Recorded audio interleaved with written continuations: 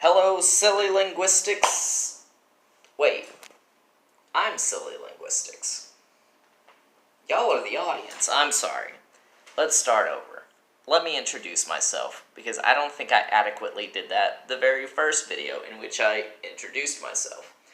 My name is Mike Simpson. I am the head writer for Silly Linguistics. I am not Steve the Vagabond, no matter how much you guys like to confuse me in the comments, saying, "Oh, hey, Steve, why you look so weird?" I'm not Steve. Steve is the big man upstairs, you know. He is the heavenly father of this entire project. And I am a mere writer. Well, not just writer. Let's talk about me for this episode. I started at Silly Linguistics last year in August. No. July of last year. I started writing for Silly Linguistics, the magazine that we run. Silly Linguistics magazine, you can subscribe to it for $2 on the Silly Linguistics website. I'll post a link in the description.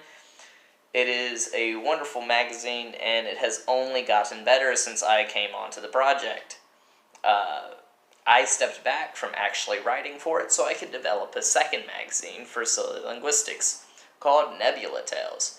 Nebula Tales was a pet project of mine before I even started with Silly Linguistics. It's something I've been really wanting to do for a while, and I wasn't sure if I could pull something like that off by myself.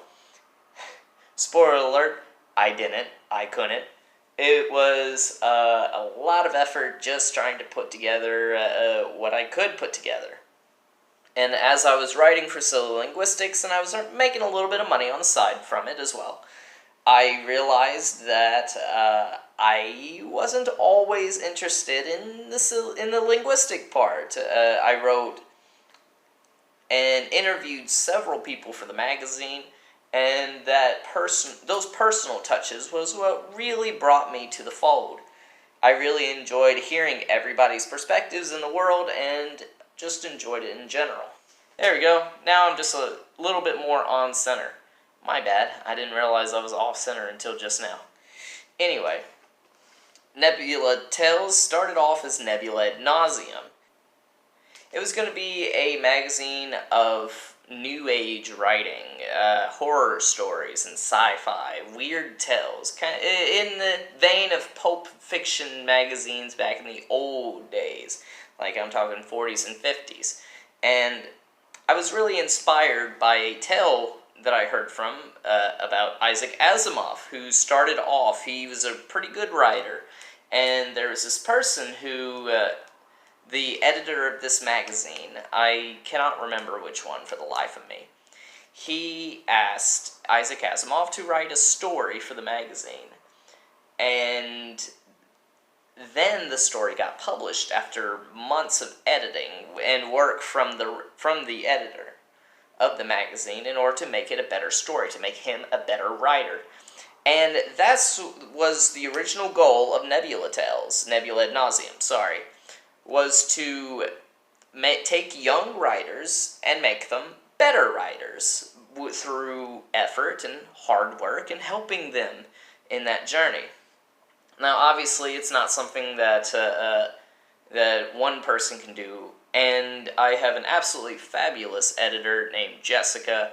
I am now a simple marketer for it, and sometimes a writer, depending on my mood and the month and how busy I am.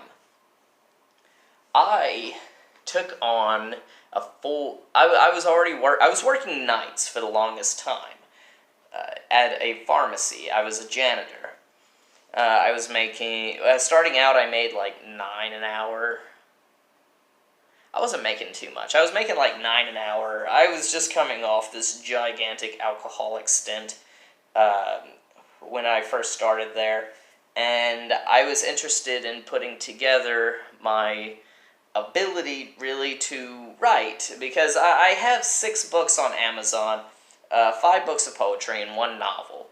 I didn't think I was a particularly talented writer, so I wanted to continue working on that.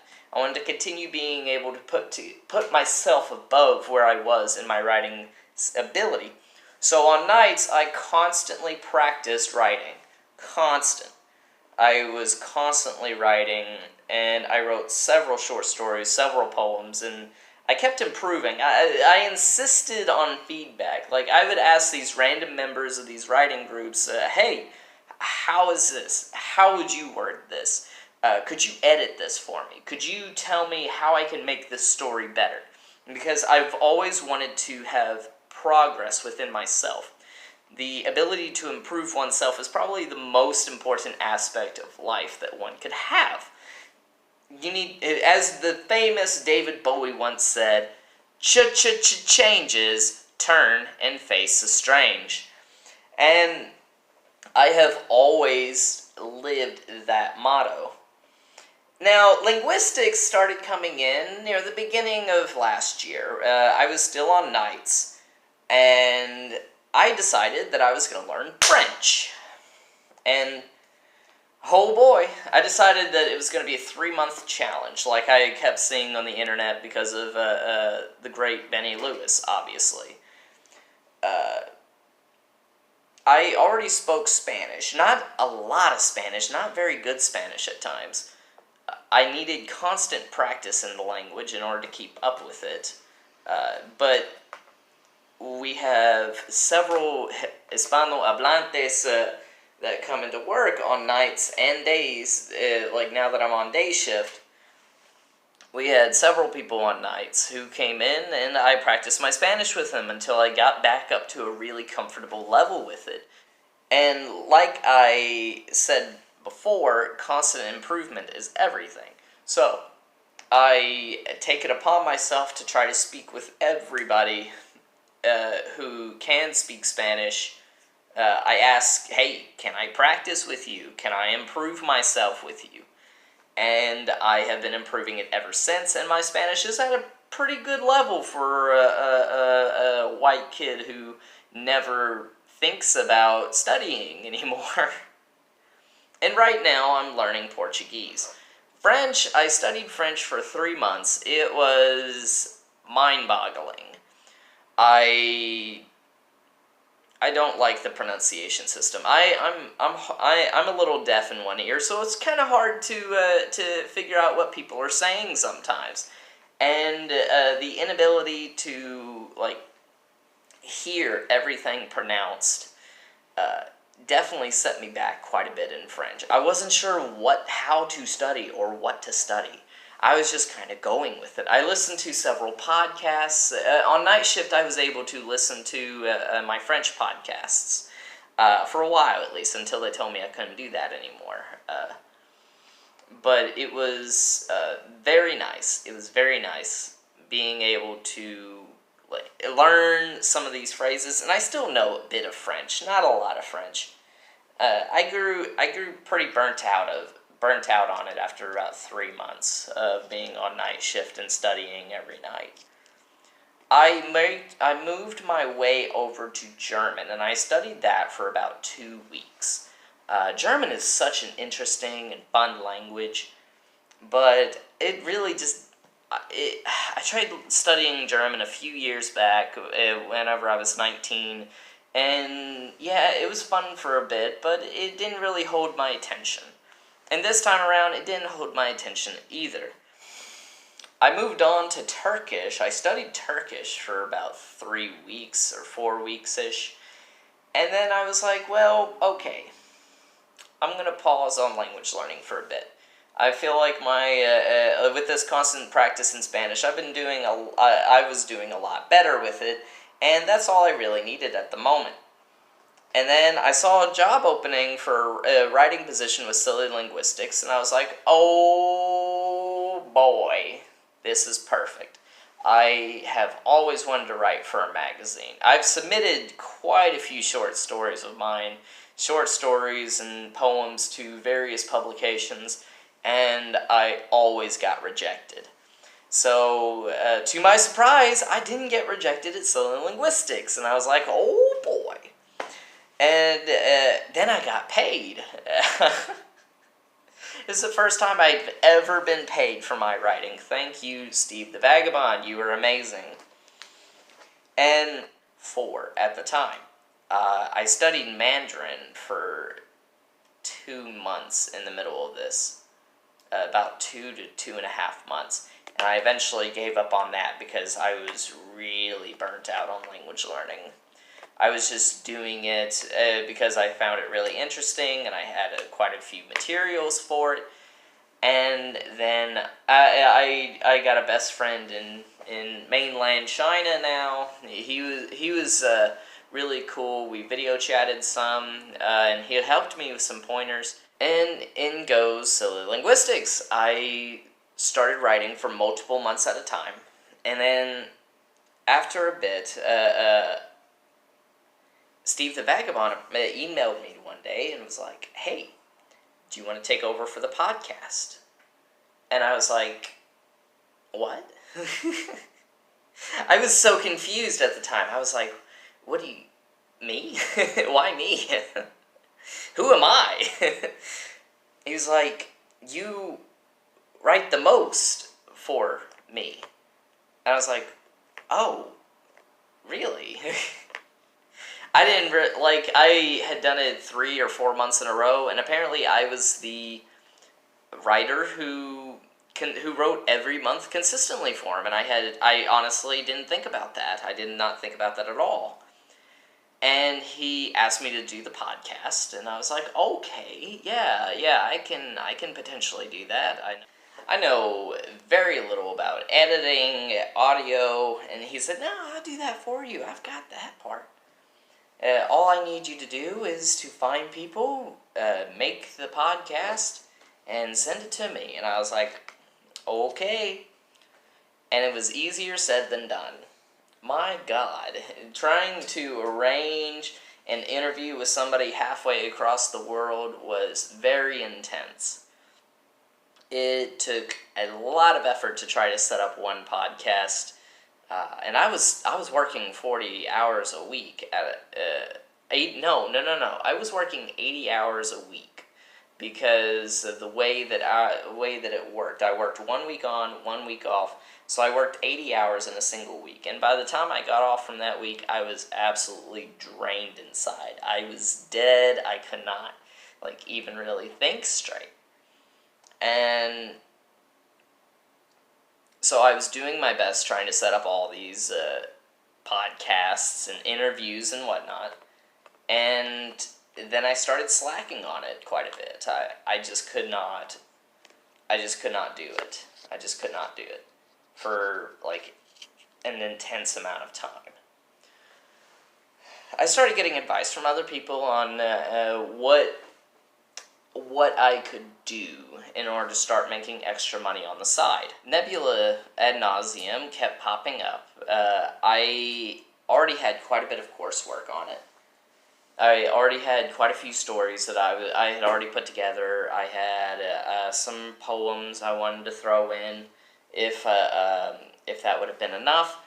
And I had a couple people making stories for me. That's when we hired on Jessica, who is a wonderful person. She's a wonderful writer, and she has the patience to edit for me, and edit for, obviously, the magazine. And I asked her, "Hey, would you like to do this?" And she was like, "Yeah, sure." And there we go. That's the story of Nebula Tales. We decided that Nebula ad nauseum wasn't going to be the best name for it, but we had already created the page, and it just wouldn't let me change it for some reason. And it's because Nebula Tales sounds so much better than Nebula ad nauseum. I mean, who can pronounce ad nauseum anyway? I don't know why my buddy Clint at the time made that name, and it kind of stuck with me for a long time, and I was like, "Yeah, we'll do this, we'll make that, yeah." Anyway, Around November of last year, around the same time that I started taking on the podcast, I also asked if I could run the YouTube channel. I did not know that he had his own separate YouTube channel thing up and running, so I decided to create a brand new Silly Linguistics channel.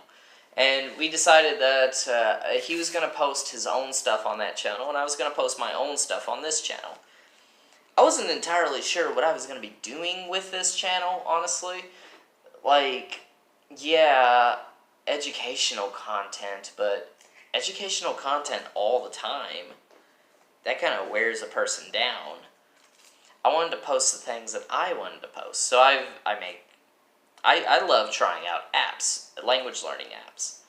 And that's a good portion of my content, which is me studying other languages with all these different apps and whatnot. And I had an entire mini-series called Polyglot Practices Portuguese. I did not study a single bit of Portuguese before that. I just liked the alliteration, honestly. It was really nice.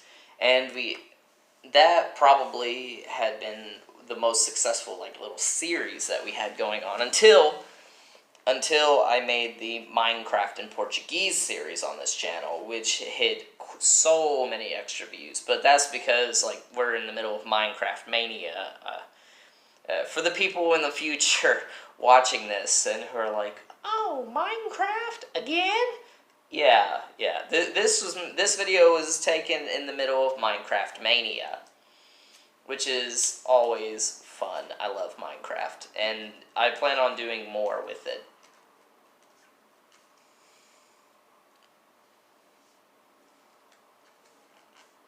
I took over for Silly Linguistics as admin of the page itself, and I stole content from other, the groups that I was in, the linguistics groups, and I got reamed pretty hard for it. People did not appreciate me taking content from their groups and putting it on the page, even though most of the time it wasn't that original, and they weren't really that great. I just didn't know what else to put. I started making my own memes this past year, and I created the Silly Linguistics Instagram, which is now at over 4,000 followers. I don't post it there very often because I am just so swamped all the time. At the same time that I had taken over the podcast and the YouTube channel, I became a manager at the store that I was working at. I was working 40 hours a week as a manager in a pharmacy. And at the very same time, I had to take on a lot of overtime for the company as well because of staffing shortages over and over and over again. At one point, I had 120 hours on one single check. It was intense. It was very intense trying to balance all of this at the same time. I got in maybe 4 or 5 episodes, maybe 6 episodes of the podcast, and then I was like, okay, I can't keep up with all of this at once. So I dropped the podcast. I kept the channel. I made videos once a day for a while, once every couple days, and now I post once or twice a week. I enjoy the YouTube experience quite a bit, even though I know I'm not making any money off these videos for quite a while. My subscriber count is too low. Speaking of which, be sure to like and subscribe. Like this video, subscribe to the channel, please.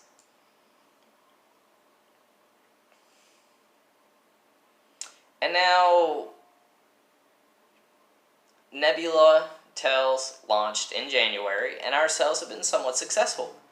And then one week I was talking to Steve the Vagabond, and he was like, "Oh yeah, your little magazine is flourishing, isn't it?" I was like, "No, it's not flourishing. We need more money. We need you, Steve the Vagabond, right here. We needed good marketing platform. I never shared the page to the Nebula Tales page to Steve the Vagabonds because it's not his project. He didn't own the project at the time. And now we have consolidated. Steve the Vagabond owns Nebula Tales. I am running it. He owns it. Jessica is still the head editor.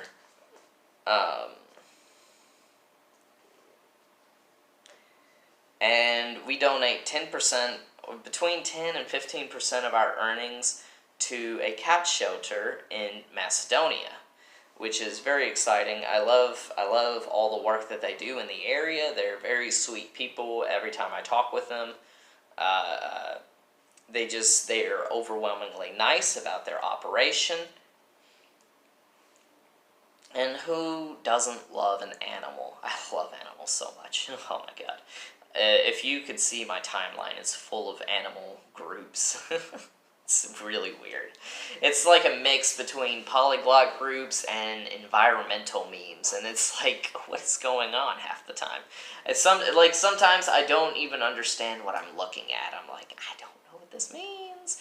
I also have a lot of history groups too. I love stealing content from the history groups and posting it to the Silly Linguistics page because it interests me, and I like to share from heretically humid history posting.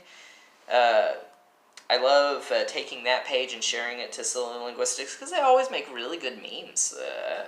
I really enjoy those memes, honest to God. I love history memes. So Nebula is now owned by Silly Linguistics. We are making a third magazine now. We are calling it Culture Plus. Culture Plus is a gateway into the world, for an online gateway into the rest of the world. It is a cultural magazine, all about culture, people. It's a more personal take than the bigger magazines like Life Magazine and National Geographic. It doesn't always center around the big issues. I want to see how people feel about it. I want to see people on the streets. How do they feel about their local issues? What they're experiencing.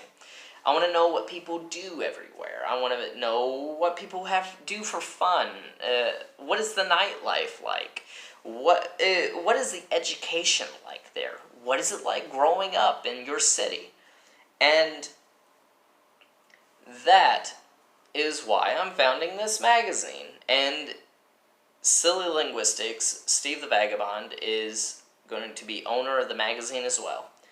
We're going to give 10% of all of our revenue to the Meow Paws cat shelter over in Macedonia. And 10% is going to me, 10% is going to Steve, and then we're going to make a split among all the writers based on the number of writers, etc., and number of issue sales. We're going to put it up onto the website starting January 1st. And we're also going to sell physical copies on Amazon like we do with Nebula Tales. I hope that you consider investing yourselves into Silly Linguistics. I joke around that we should be Silly Linguistics Publishing because of all the magazines that we're starting to run. But honestly, yeah, basically. I didn't really think that I would have... I never really thought of myself as a publisher before this, past year. I've always thought of myself as the writing guy. I've never really been good at being at large and in charge of anything. And I feel like I've really gained my confidence as a manager over at Walgreens to become an entrepreneur as well. At this point, we're all just leading an entrepreneurial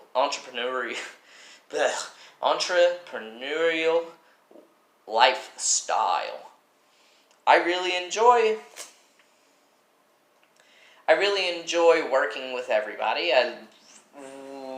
Whenever I posted about interviews for the magazine, I had over 120, 140. I can't keep track of how many messages I have had, but I've had over 120 messages from separate people asking to be interviewed, because I offered anybody who wants to be interviewed can be interviewed. I was expecting 10, maybe 20, but no, to my complete shock and surprise, it seemed like everybody wanted to be interviewed. And everybody is being interviewed. I've gone through, we have about 30, maybe 40 complete interviews at the moment. I am myself, and I'm trying to keep track of everything. We are hiring on an editor. I believe our friend Travis from Nebula Tells will be the editor for this magazine. Maybe. He said he would take a stab at it, and we're going to talk more about that later. So I'm not making any guarantees. But I know that I'm going to be putting a lot of effort into the magazine. I've already put in over 20 hours of messaging everybody, because I've been putting together all the interviews myself on a person-by-person basis, trying to come up with interesting questions, trying to come up with article writers. We have about 9 people who are writing articles for the magazine, or developing articles for us for the magazine, and that'll be a really good start for the first few issues. I hope that you really enjoyed this video. It is a snapshot into exactly what's going on with Silly Linguistics and who I am, because a lot of people are like, oh yeah, that's Steve the Vagabond. But no. I'm a head writer of Silly Linguistics, and I really hope that y'all jive with our with what we're doing here in the next year. These are really big projects, but we are trying to keep this personal and local in our hearts, you know, like even like all these people from faraway countries. I'm trying to make sure this is local and dear to you guys. I want this to be a good way of getting to the heart of who people are and what people are around the world. I think Lin-Manuel Miranda in the Hamilton musical said it best. He played Hamilton, obviously. He said, sometimes I get overexcited, I shoot off at the mouth. I never had a group of friends before, I want to make y'all proud. I'm not throwing away my shot. I have a great opportunity here to provide something unique for everybody to experience. I feel like Nebula Tales is a very unique offering. Very rare is there a magazine willing to help bring up writers in their journey, from sometimes even scratch, really. Just these random poets we're bringing up from scratch to be the very best that they can be as writers. And I feel like Culture Plus is going to be the same way. Thank you guys so much for watching this video. Be sure to like the video and subscribe to my channel, please. You're going to continue getting updates on the magazine, and you're going to continue having all the fun little videos that I have been doing. I have a small but dedicated fan base, and my girlfriend being one of them. Shout out to Paola. Yeah.